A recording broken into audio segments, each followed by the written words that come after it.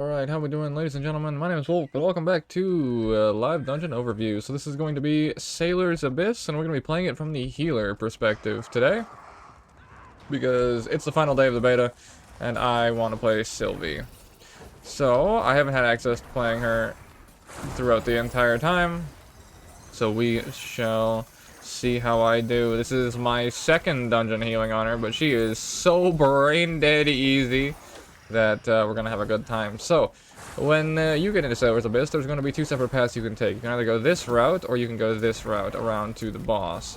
Both of them are perfectly fine. I don't know which one's, like, the ultra fastest. I haven't done, like, the tank routing and all that sort of ordeal.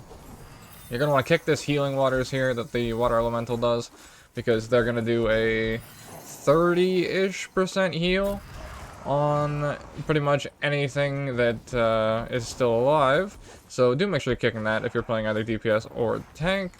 Otherwise, as a healer, you're going to have a couple of debuffs to this spell that you'll be seeing me get rid of as time goes on here. With most of these enemies, this is a relatively just tank and spank dungeon. It's not that difficult. The Curse of Drowning they're going to apply is going to be the thing that you have to dispel as a healer, which is relatively easy to do. My dispel is on a 6-second cooldown, so don't really have much to worry about there. Make sure I keep my flutterflies on everyone, which is basically just rejuve.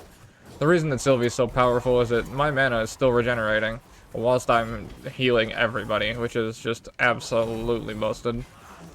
But, yeah. She is by far the easiest healer out of the two of them. Because I literally only have one healing button. I have, Restore Life, and then, I have Trank. So, you know. I'm just kind of like, I'm literally jumping around to fill my APM because I have nothing else to do. And then I jumped off the cliff by accident earlier. In my first pull, so, you know. My man's pulling like a Chad. Love that. So we'll just keep our heals up here on our guy. Focus the water elemental. It's gonna do its AoE, or its healing. Pull the flutterflies back to me so I can get AoE healing. Then I'll pop my life petal, which will do some nice AoE trank healing. Restore life on everything. Are we lagging a little? All I can do is press restore life. I can give him the thing as well. Dispel that. Whew. A little spicy there, but we're good. Careful jumping to the right, because otherwise I'm going to pull extra.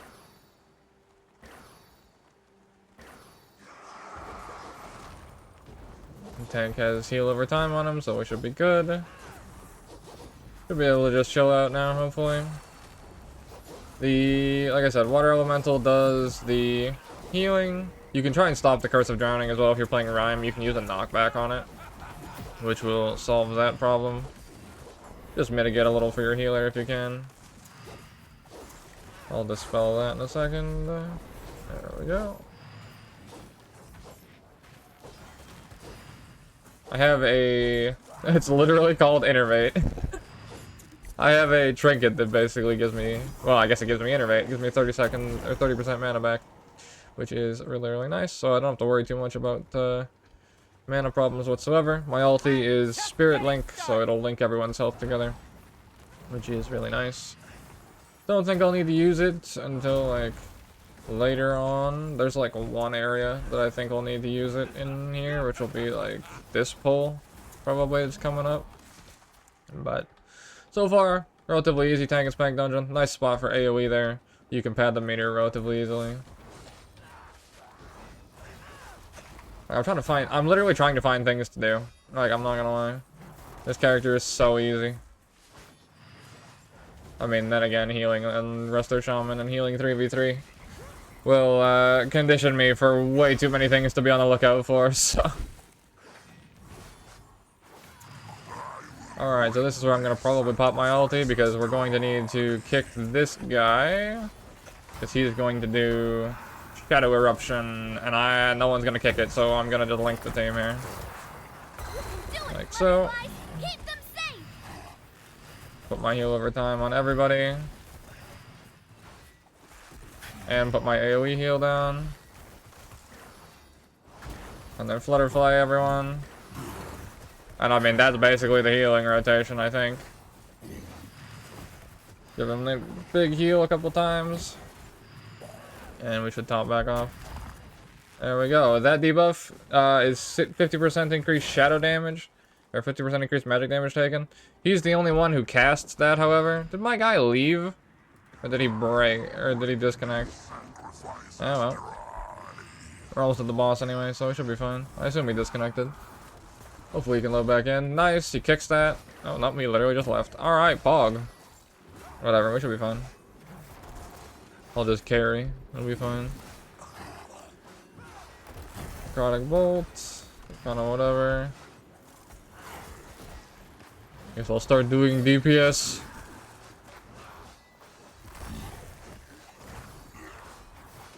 I mean, I guess now I can just keep my Flutterfly on myself 24/7. But yeah, that's pretty much the dungeon. We'll get to the boss in a second here. Boss is relatively easy to do as well. Oh, take 9 mushrooms. Crazy DPS. But yeah, so just be wary of the Shadow Eruption. Kick that if you can. Kick the Healing Waters from the Elementals. And, I mean, yeah, that's pretty much the dungeon. It's not that difficult. The boss has one mechanic right in the middle on that pillar. So I'll show you in just a little bit here. And hopefully we should be able to clear this relatively easily. We shall see. I haven't done this boss with 3 people, so. Bit of a shame, but I assume he crashed, more than likely. These things also get stacking haste. So do be wary of that. But generally, it's not too bad. Maybe if you get to higher difficulties, that haste could wind up screwing you. But in low difficulties, doesn't really make a big difference. Get a mushroom! Ah, he came back. Okay, good. So yeah, he crashed out then.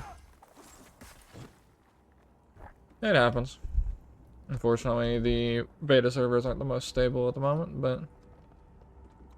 Alright, my man's back. Good, good, good. Love to see it. And so, this pillar is going to be right-clickable. So, what's going to happen is our man here is going to go and do a mechanic at about 50% HP. And what you're going to want to do is tether yourself to the pole here.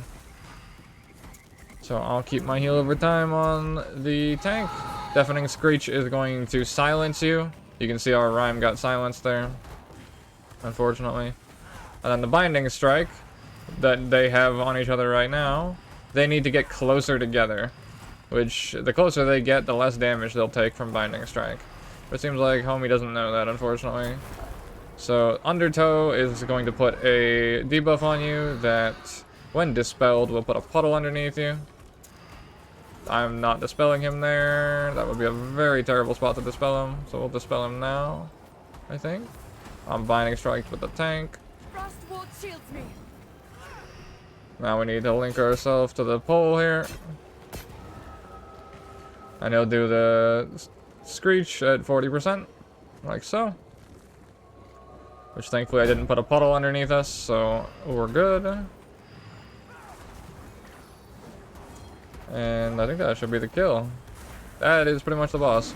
Deafening Screech, watch out for that. It's going to do AoE damage to the entire team. I can actually just pop my ulti here. This should allow me to top everyone off. Keep them safe. I'll innervate myself for 30% mana. Put the puddle in Narnia, since I can choose when to dispel it. They're Binding Struck again from across the map, so he's probably dead, yeah. Honestly, that's fine.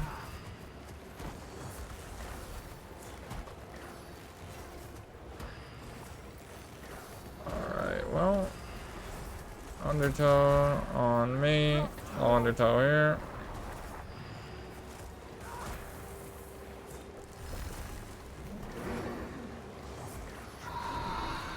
I'll top myself off first. Binding Strike with the tank. Keep our DPS up.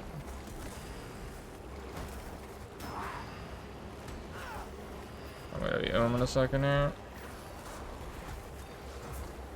Yeah, I'm him now. So I will just make sure everyone has a Flutterfly on them.